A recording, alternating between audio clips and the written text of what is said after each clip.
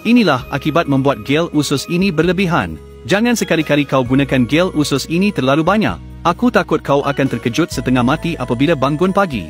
Ia benar-benar mampu membersihkan segala kotoran dalam usus. Dengan keadaan yang hitam dan berbau. Tidak pernah seselesa ini selama 4 atau 5 tahun. Dan hasilnya benar-benar di luar jangkaan. Setiap kali buang air besar hanya sedikit. Menandakan usus anda sudah tersumbat teruk. Jangan ambil ringan, jangan tunggu lagi. Sebaik pulihkan sistem pencernaan. Umur 80 pun nampak muda. Mereka yang punya masalah pencernaan lebih 5 tahun. Saya nak ajar satu cara, iaitu gel pencernaan ini. Melancarkan usus, menyelesaikan sembelit kronik. Sembelit, sapukan.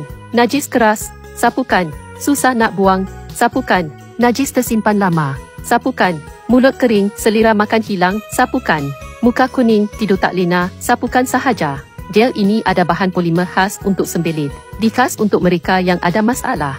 Untuk kebajikan rakyat, kami buang pengedar perantara. Tiada markup harga. Terus post ke rumah anda. Klik pautan bawah untuk maklumat. Kalau tak sembuh, tunjuk video ini. Gastrik atau usus teruk macam mana pun. Sudah cuba mana-mana pun tak sembuh. Jangan buang duit lagi. Dengar nasihat saya, cuba gel ini.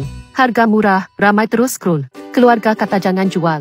Tapi saya nak lebih ramai tahu betapa berkesan. Sapukan setiap hari kat pusat. Bahan aktif serap ke dalam usus. Mereka yang dulu rasa mahal, jangan lepaskan peluang. Terus dari kilang, post free.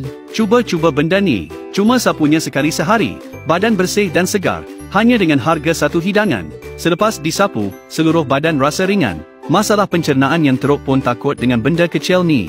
Kalau dia tak tolong selesaikan masalah kamu, hari ni saya akan pecahkan benda ni. Sumpah dengan video ni. Semalam sapu sekali. Seharian buang air besar 4-5 kali. Ini bukan ciri pirit. Ini betul-betul boleh buang sampah dalam usus kamu. Malah hitam dan busuk. Cara dia mudah je. Benda ni boleh dikatakan terkenal dalam kalangan ramai. Terutama sekali bagi mereka yang perit nak buang air besar. Tak lancar pencernaan.